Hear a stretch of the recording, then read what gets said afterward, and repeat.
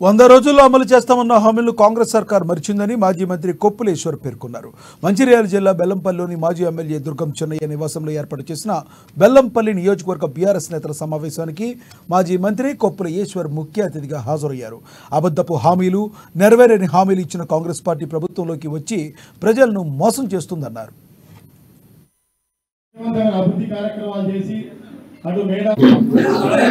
ఏడు అసెంబ్లీ నియోజకవర్గాలలో బెల్లంపల్లి అసెంబ్లీ నియోజకవర్గం